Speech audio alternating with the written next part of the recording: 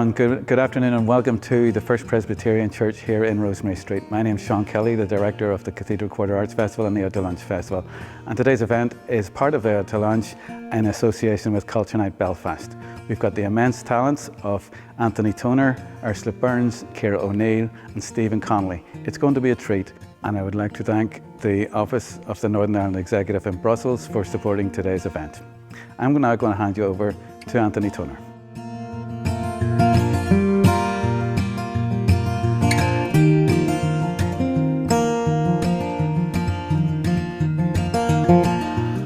Hi Lindsay, thank you so much for joining us today at the start of what I think is going to be a really nice afternoon. Can you tell us a wee bit about yourself and your relationship with this particular event? Thanks Anthony. My name is Lindsay Moore. I'm the Director of the Office of the Northern Ireland Executive in Brussels, and the reason I'm here today is because over the last number of years we've been collaborating with the Arts Council on what we call the Brussels Platform, which is a way for us to bring artists from Northern Ireland over to Brussels to showcase their talents and obviously as well to showcase everything that Northern Ireland has to offer in Brussels. Well, I have to declare an interest here because I am one of the artists who's made the trip over to Brussels. And it's an extraordinary thing to do. And I knew that there was a connection there with the Arts Council. So can you tell me how that has developed? It's a kind of a 9-year thing now, isn't it? Yeah, I think it was actually one of the previous directors that started this. We started off with having a few artists come over at different times to have a showcase in our office. And we have quite a big conference and event space that we use, which is great. Not as beautiful as where we are today, but it's still a great space to use. And then it's really built up to be something that is a program that we have throughout the year.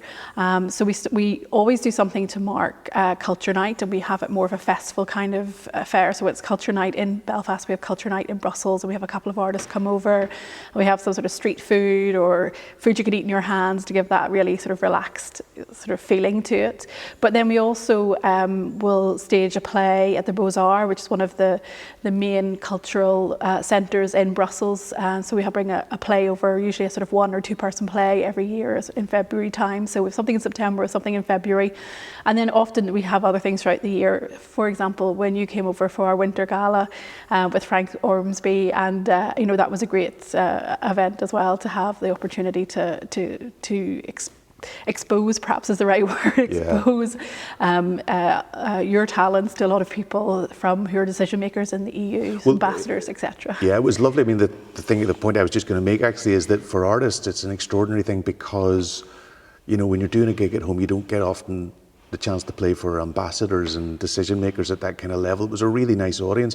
And I mean, I was going to ask you about what you think the artists would get out of it. What's the plus for them? I know it's a different audience for them, but it's a really good experience. Well, for some artists, it's the first time they've gone outside of UK and Ireland to perform, and sometimes that can create problems. I don't want to name any names, but one singer didn't arrive because they forgot their passport when they got to Dublin Airport. But it is an opportunity for them to come and to have an international gig, effectively, and with the knowledge of knowing we're there at the other end to support them and to provide the audience and help. But it is just really, for us, it's a win-win, to be honest, because it's a real chance to showcase everything that there is to offer from Northern Ireland, from our great arts and culture scene. And we are always trying to make sure that we get that message out really as far as we can. And that's been really difficult actually in the last year, which is one of the reasons why we're so excited to do this event, because we haven't been able to have our normal cycle of events, and we've tried to keep up that contact a little bit in the last year with our contacts in Brussels, with a arts and culture newsletter where we're trying to showcase all the online events that are happening in Northern Ireland. But it's just really, it just helps us to show that when you start to scratch the surface, it's such a rich heritage and sort of music scene or art scene here that I don't think people would get when they, if they didn't have that exposure to it in the office in Brussels. Well, we're going to get a flavour of that today. And your support for it is hugely appreciated by everybody concerned. Can you tell us a wee bit about what we can expect from today's event? Yeah, well, I mean, I'm certainly very excited about the acts that we have lined up today. They've all been to Brussels before, so this is our best of sort of collection, and just I'm going to sort of start with Ursula Burns, because I think I think she provided us with a moment in the office we've never had, the moment of shock and awe. That's what Ursula does. When Ursula and her harp lay down on the stage, filled with lots of Brussels dignitaries and diplomats, etc., for Ursula's performance, but we'll certainly never forget it. Yeah. And it was fantastic, to have that different, completely different. And that's what I like so much about our Brussels platform. What we do compared to what other people do in Brussels, it's always a little bit different, and that's the sort of real kind of wonder of it. People come because they want to see what happens next. Yeah. So how do you top Ursula? Well, it's really quite hard sometimes for that shock and awe factor, definitely. But we've got Ciara as well that is going to be playing this afternoon, and I just remember as well when she started to sing in the office, we were just completely blown away, and it was felt such an intimate experience there. Even though it is as I said, it's sort of a corporate venue, it just felt like we could have been in Nashville with her. It was so wonderful. And even what we do get is these little surprises there. So Ciara and Matt, who was also there at the same time, were able to collaborate and sing something together, which I don't think they'd ever done before. So those possibilities that happen as well.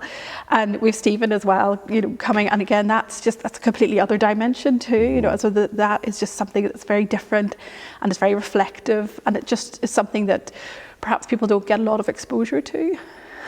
So that's just a really lovely sort of contrast, to say something that's a little bit more raucous or frivolous, and then something that's a little bit more thoughtful. So I think that's the sort of nice balance. And then of course yourself and Frank, when you came, and that collaboration, which again people were just very moved by as well. Entertained and moved, and I think that's what we always seek to have, is something that gets people to think, that moves them a bit emotionally but entertains them too. So I think we get that from all of our artists today. And I think now we're going to hear from you, and I'm so excited because it's been 2 years since you were in Brussels, so I'm really excited to hear your performance today for us. Well, I hope you enjoy it, and I promise not to lie down. Okay. Thank you so much, Lindsay. Thank you. This is a newish song that is due out on an album, hopefully sometime this year, a suite of songs about East Belfast, which was commissioned by Eastside Partnership. And this was the first of these songs that came through. It was originally written for the Ulster Architectural Heritage Society's Heritage Angels project. And it's a song I wrote about Templemore Baths. This is called 6 Inches of Water.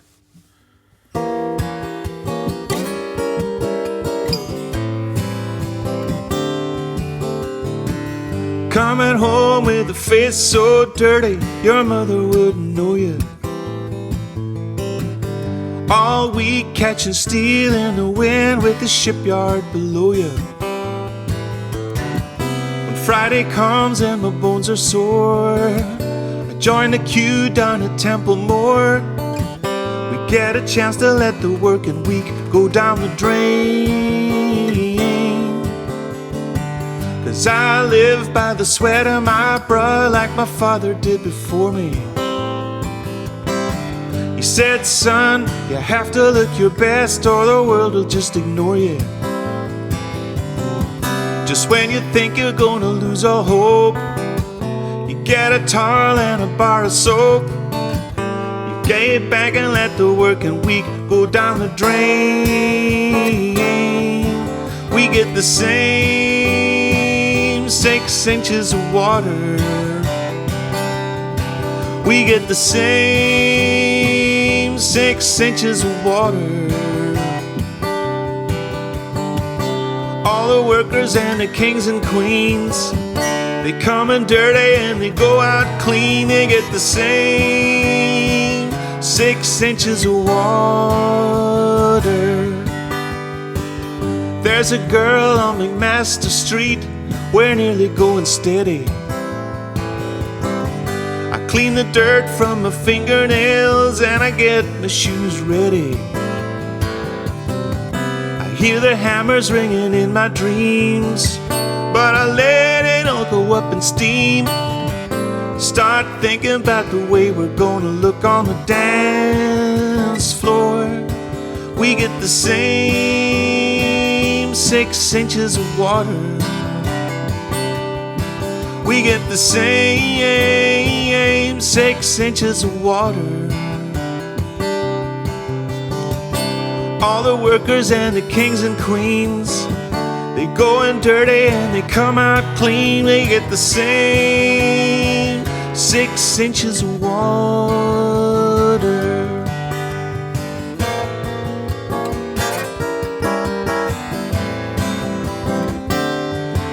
We get the same 6 inches of water. We get the same 6 inches of water.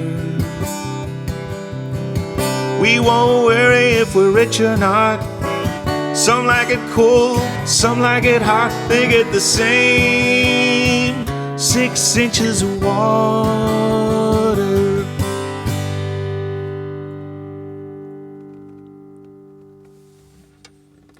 Here's a song from a few years ago. This is a little bit of South Tyrone Gothic, and this is called The Road to 5 Mile Town.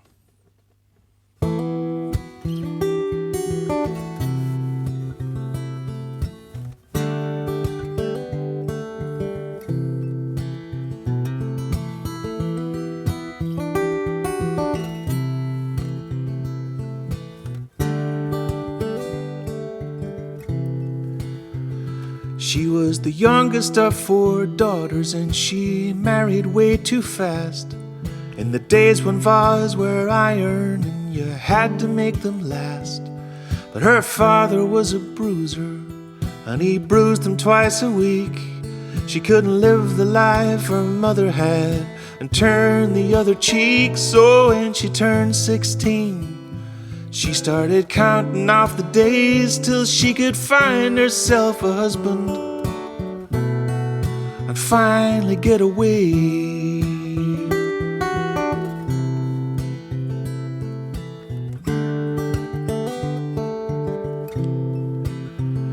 He was a farmer with big farmer's hands, and she met him at a dance. She set her sights upon him, and he never stood a chance. She thought the price of being choosy was to live upon the shelf, and she thought he'd do the job as well as anybody else. And when they both stood at the altar, he said he'd never let her down. He had a farm and 40 acres either side of the road to 5 Mile Town.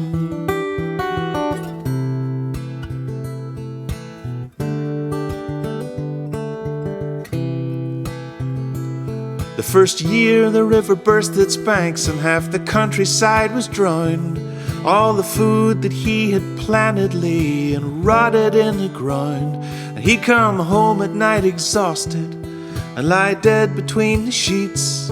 And she'd lie all night and listen to the roaring of the beasts. And it was dark as being lost and never found. You wouldn't even know your eyes were closed or open on the road to 5 Mile Town.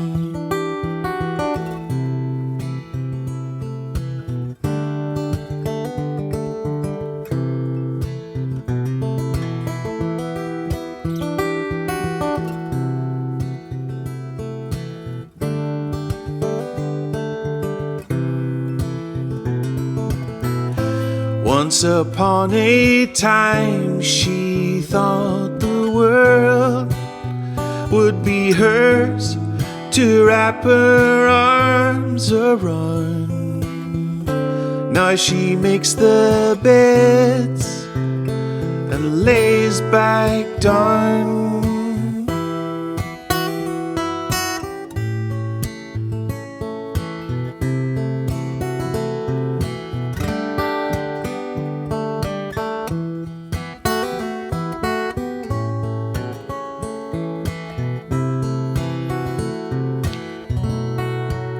She drew a disappearing heart when there was no one else around, on a steamed up kitchen window looking out on the road to 5 Mile Town.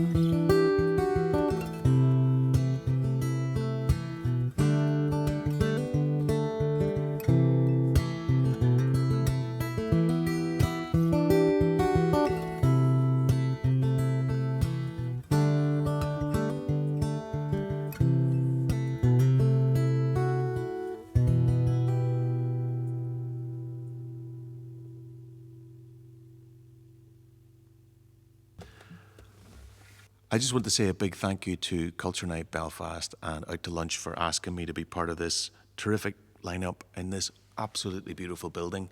And I'm going to finish off with a song that's also about Belfast and about a little district in the centre of Belfast that's not what it used to be. So thank you, and I'll finish with this, which is called Sailor Town.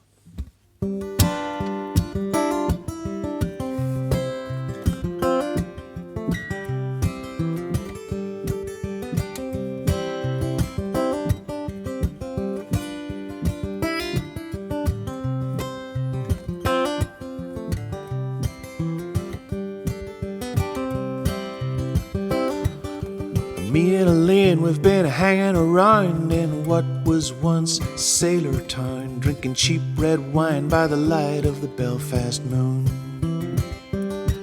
There's nobody left here that works at the docks. It's all urban renewal and apartment blocks. Summer is fading, winter will be coming soon. The walls in the city have a lot to say about the UVF and the IRA. It's cold by the river, but the sky is full of stars. But these walls say nothing about who I am when I'm singing in the garden at the Rotterdam, doing Brown-Eyed Girl and whiskey in the jar. And I know they're tearing it down street by street. Look out below, there goes the ground beneath your feet. Elaine's mother thinks I'm some kind of crook. She meets me at the door with a dirty look. My welcome round there's starting to wear thin. 'Cause I promised everybody I would knuckle down, but my grades weren't good enough this time round. All my time runs out in the end.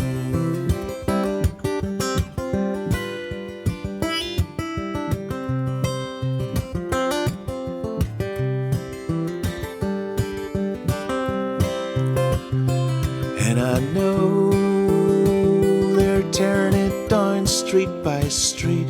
Look out below, there goes the ground beneath your feet. Me, I can't wait to be rid of school, but Elaine's got a place at Liverpool. By the time September comes, she'll be gone. And she says she'll text me every day, but that's something she feels she has to say. She'll call me once at Christmas, then move on.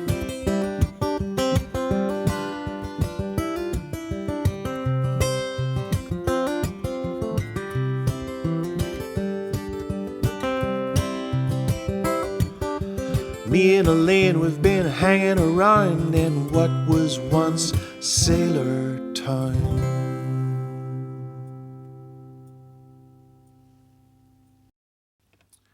Well, as I say, I'm delighted to be part of this lineup, and we've some wonderful artists.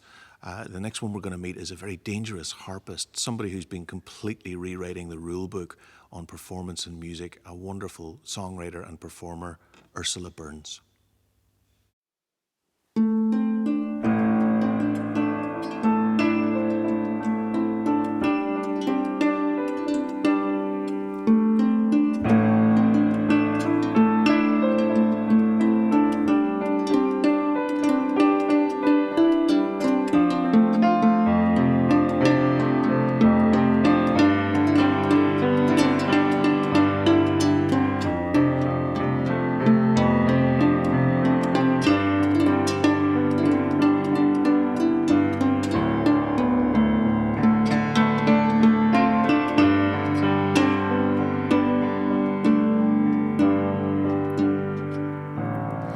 November snow,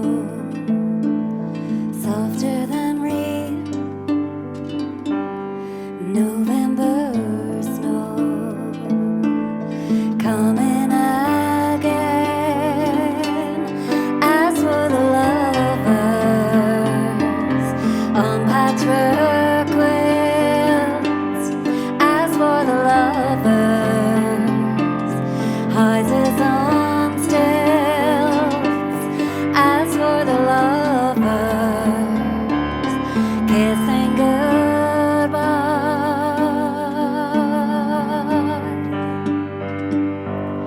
November snow, heart is on fire. The space in between,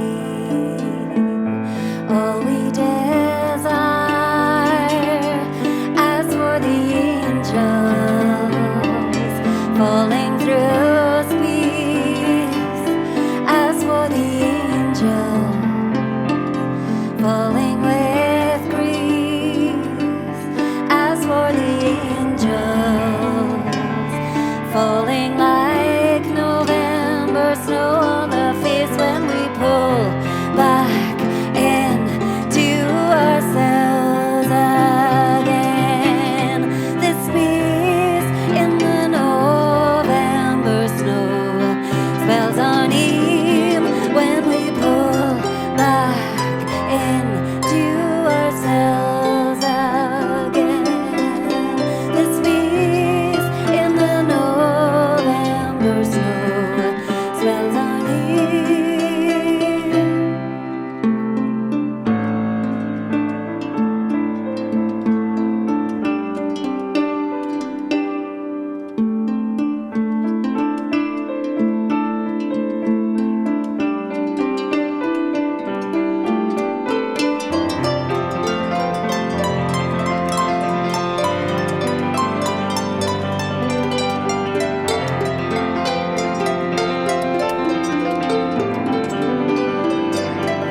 As for the lovers kissing goodbye, as for the lovers kissing goodbye, as for the lovers kissing goodbye.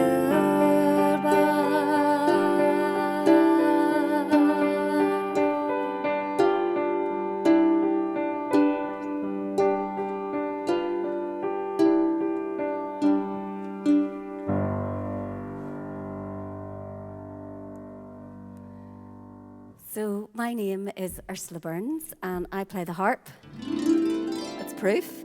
And I play the piano. And I was granted money from the Arts Council to work on a body of work that incorporated playing them both at the same time. So I bought myself a fancy headset mic to be able to do it. And these are some of the songs. So the next one is called Beautiful Clown.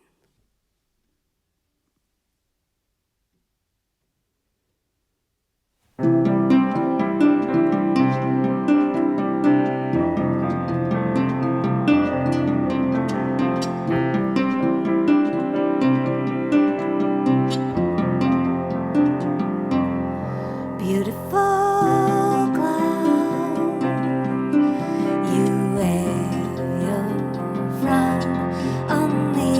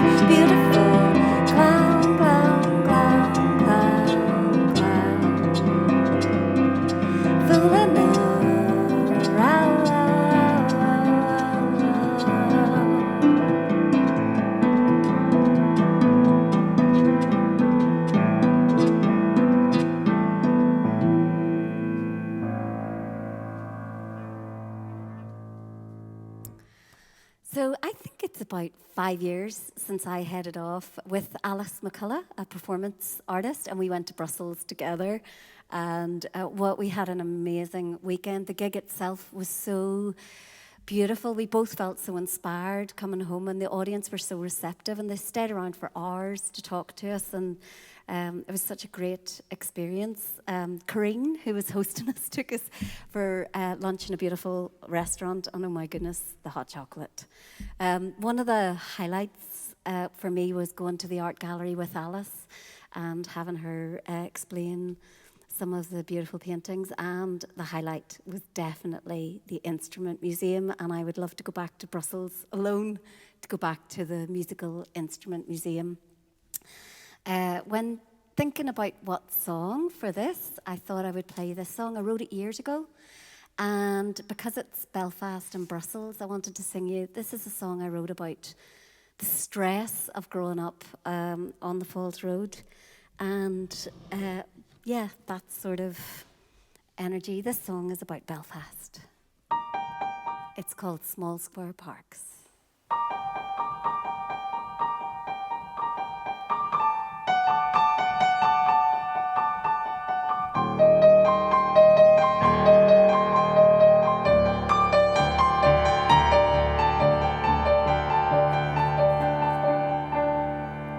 Small square parks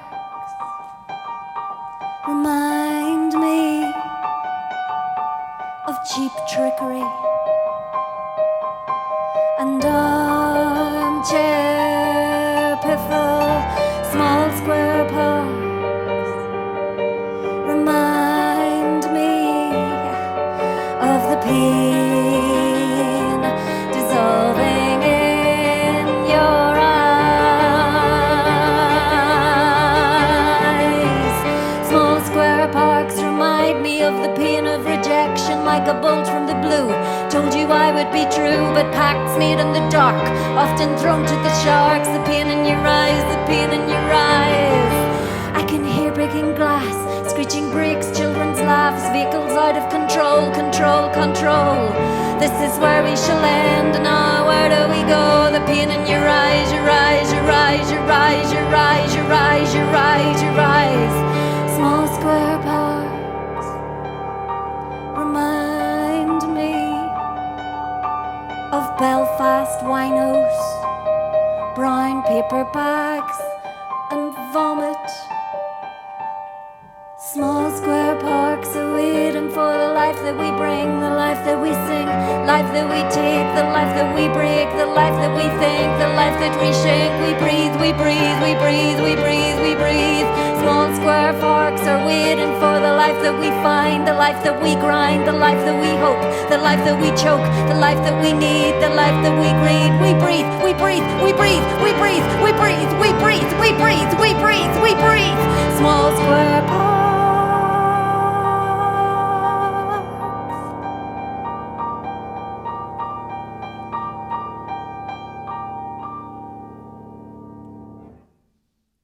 Well, considering that's a little bit intense, I think I'll leave you with a little lullaby on the harp that I wrote for my son when he was younger, when he was cute. It's called Wi-Fi Lullaby.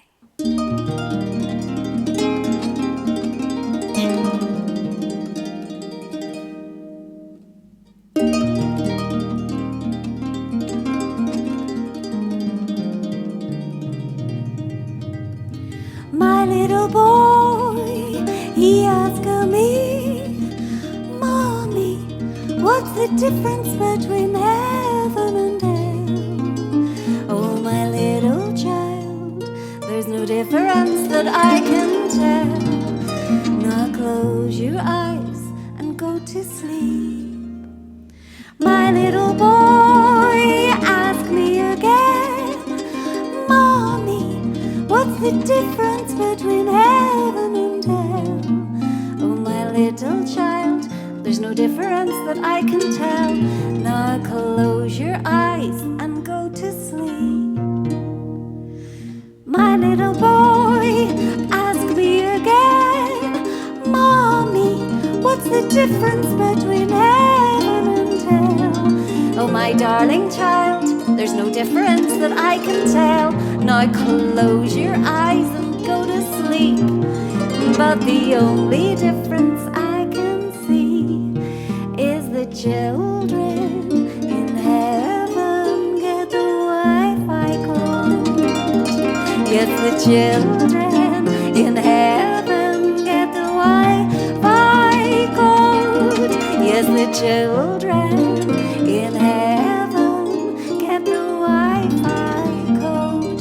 So be a good boy and go to sleep for mommy.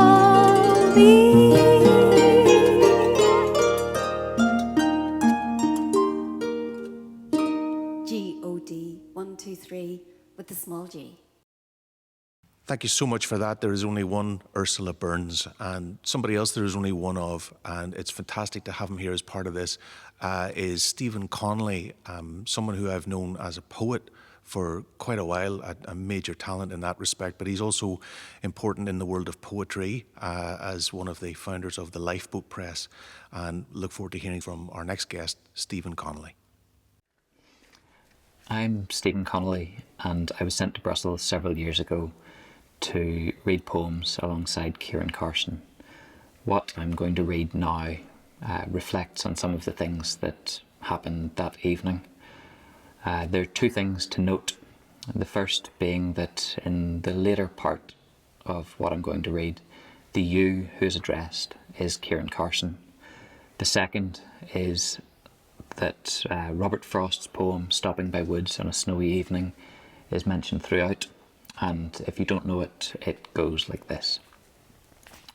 Whose woods these are, I think I know. His house is in the village, though. He will not see me stopping here to watch his woods fill up with snow. My little horse must think it queer to stop without a farmhouse near, between the woods and frozen lake, the darkest evening of the year. He gives his harness bells a shake to see if there is some mistake. The only other sound's the sweep of easy wind and downy flake. The woods are lovely, dark and deep, but I have promises to keep, and miles to go before I sleep, and miles to go before I sleep. It began in a marquee in Custom House Square, sometime about 4 or 5 years ago. Somewhere about 2/3 of the way into the crowd, I saw him, a friend of mine I'll leave unnamed. His gentle demeanour immediately recognisable, his height and gait undeniably his, and I thought, I didn't expect to see you here. The last time I had seen him, he was at a dinner party somewhere between Belfast and Bangor, in good form, and though they'd taken one of his lungs, he sang The Parting Glass before the night was through. I believe I read Stopping by Woods on a Snowy Evening, although now that I think of it, it could have been McNeece's Snow. And of course, I didn't expect to see him in that marquee that night, seeing as he was 6 months dead. More and more, I'd have moments just like this and never tell a soul. These brief and sudden double takes. Once it was a friend on University Road, gone the moment I raised my hand to wave to her, her face becoming that of someone I did not know, a person who was really there. More often than not, friends would arrive and disappear in crowded bars, the usual haunts, and more often than not, it felt as brief as déjà vu, but had no sense of ever having happened before.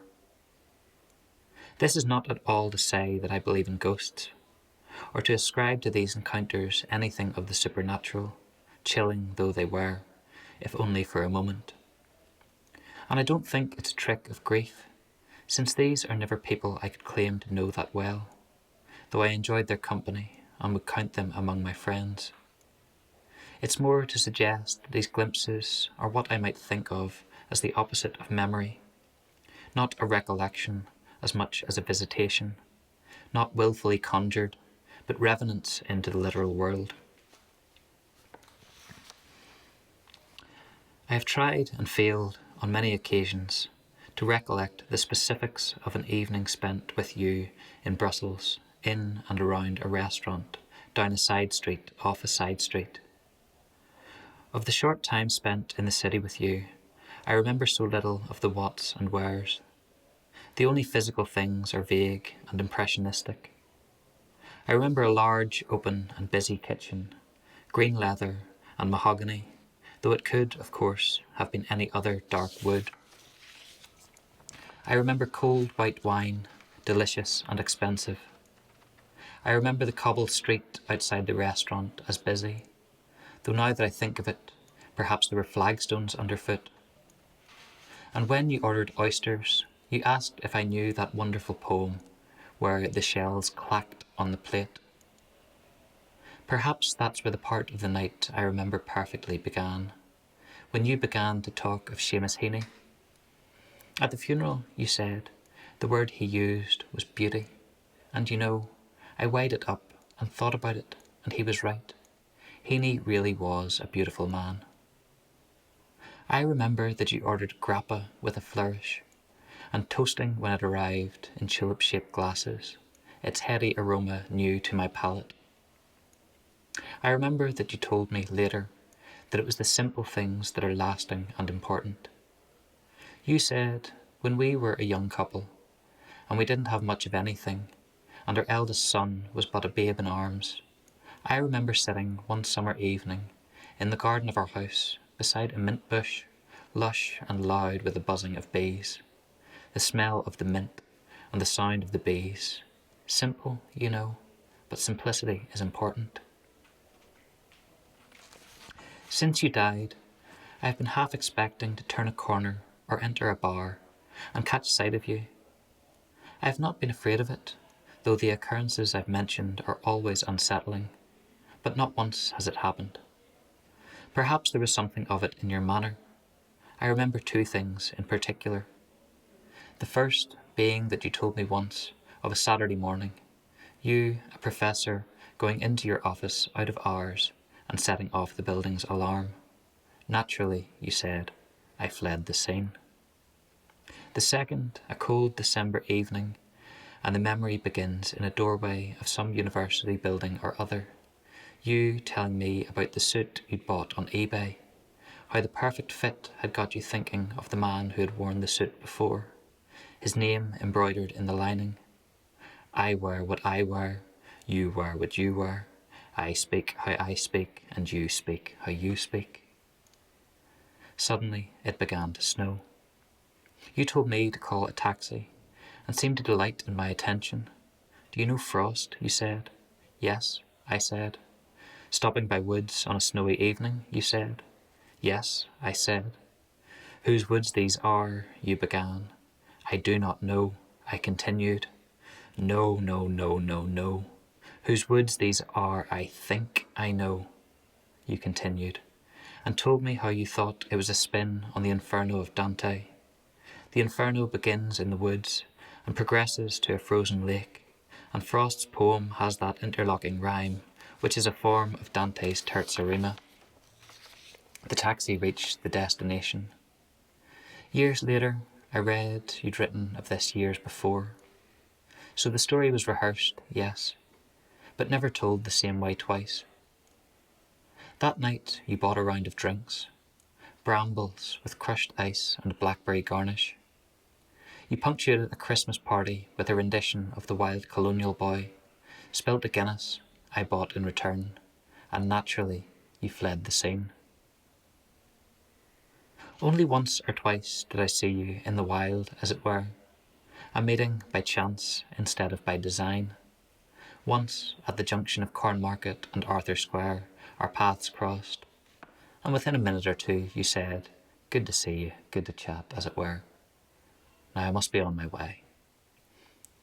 I've realised since, or perhaps I'm only realising now, that the tricks of memory I might have expected will not arrive, or certainly not as the fleeting, momentary apparitions of a person seen from afar, but are ever present in the everyday, the aroma of strong drink, the way in which I navigate the streets, the first signs of snow, the sound of bees and the smell of mint.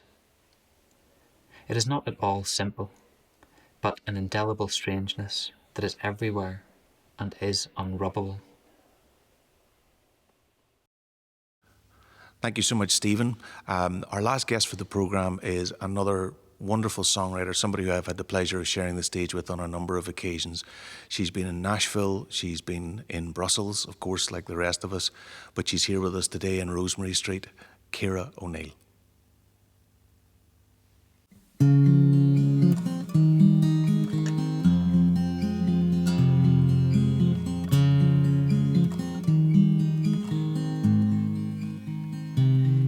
Does a river know it's flowing down towards the sea? Does the storm know it changes to a warm summer breeze? Does the city know its secrets are found within the streets? Does the lock know it opens with a key? Does beauty know how much it's craved by young and old? Does money know the lengths some people will go? Does a mirror know its power to see inside your soul? Does your favorite song know it gives you hope? One day soon you will know your place in the world. One day soon you will know just how much you're worth.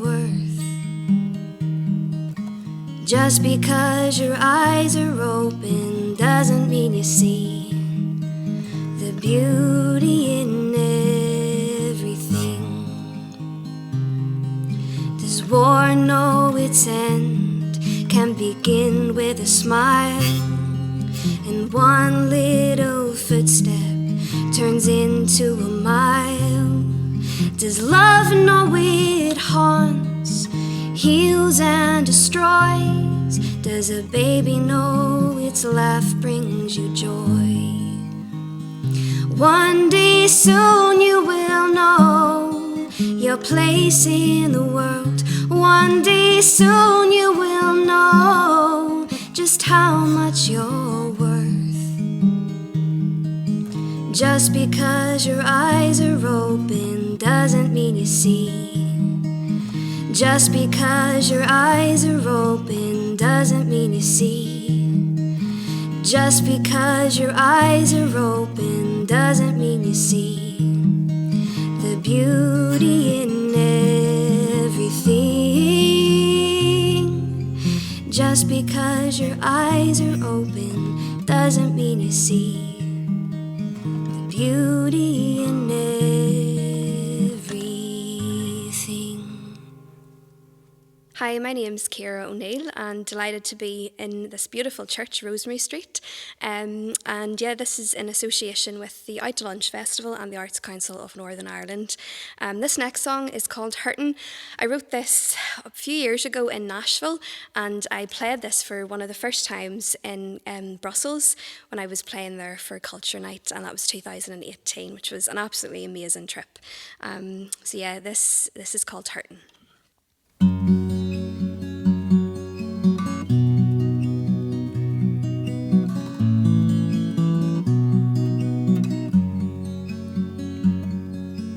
I got a trail of lost loves haunting me at night.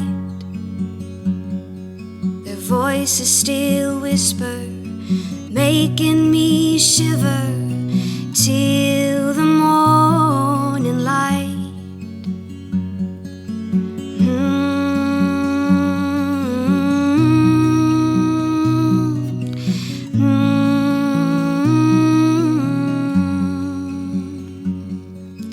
How many hearts have I torn apart without ever striking a blow?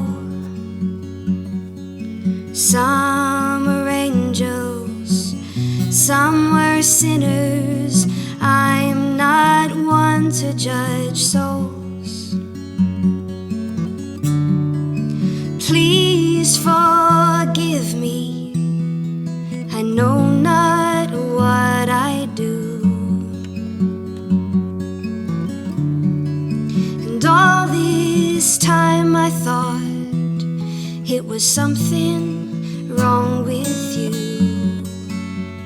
Now I'm certain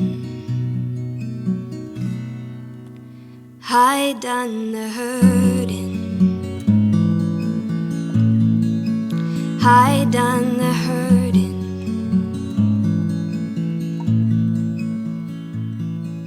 The sun sheds light on this hard truth. Here I'm alone again.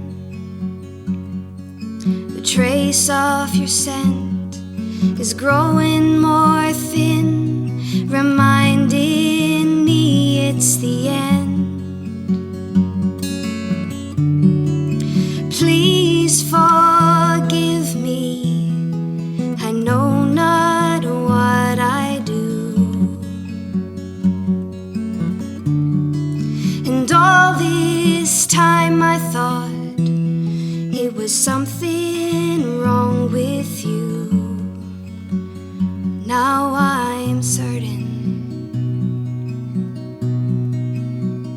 Now I'm certain I done the hurting. I done the hurting.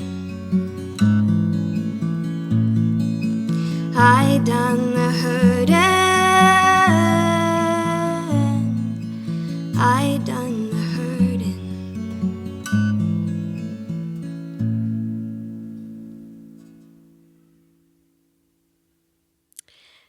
This last song is a new song that I'll be releasing at some stage of 2021, and it's called La Lune Voit Tout, which means the moon sees everything.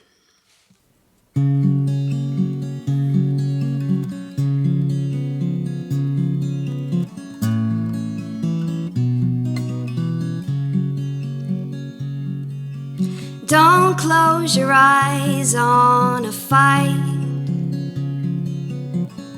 Make your peace, then turn out the light. Don't fear the dark unknown. I'll help you find your way back home. La Lune, La Lune, La Lune voit tout. Don't be scared, it'll turn out just fine. Even the worst days will rise with the tide. Don't you settle for anything less than what you deserve. Live no regrets. La Lune, La Lune, La Lune voit tout. La Lune, La Lune, La Lune voit tout. Oh,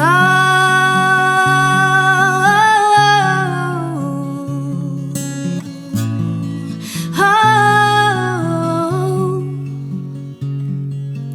oh.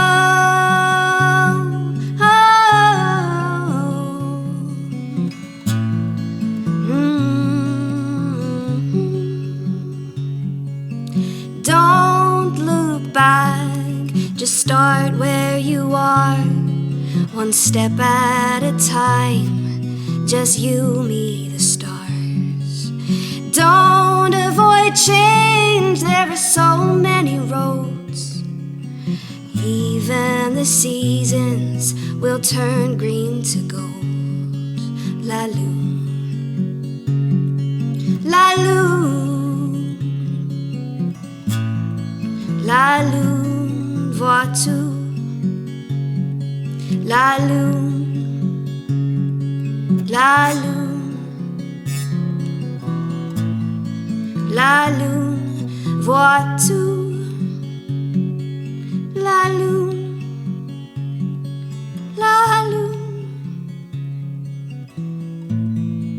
La Lune voit tout. Thank you so much to Kira. That was absolutely beautiful. And thank you very much for tuning in and enjoying this wonderful afternoon.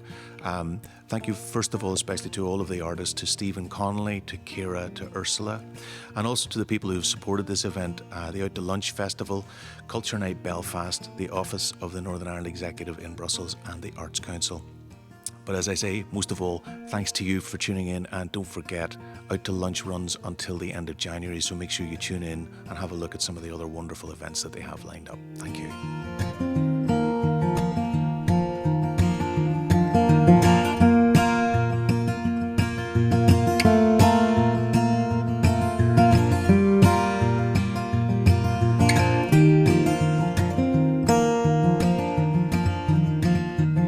Thank you.